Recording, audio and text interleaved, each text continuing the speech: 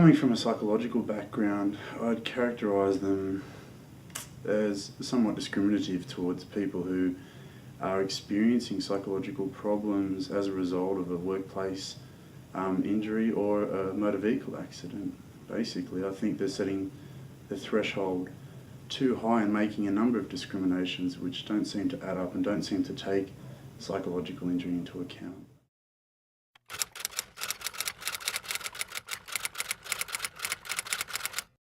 But from what I've read, at least in the early stages, it seems as though a lot of people who are experiencing long-term impairment as a result of psychological injury will be missing out on due compensation for their injury.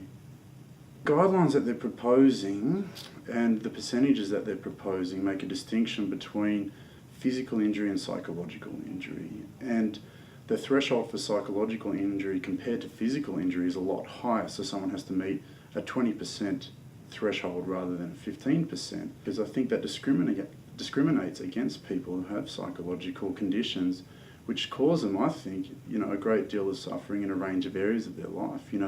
from activities of daily living to just emotional distress, their relationships, their occupations, their friendships. I mean, psychological conditions can really pervade all those areas of life, and as can a physical injury, but making the different thresholds, I think, for physical and psychological injury ignores the type of distress or minimises the type of distress that people with psychological injury suffer.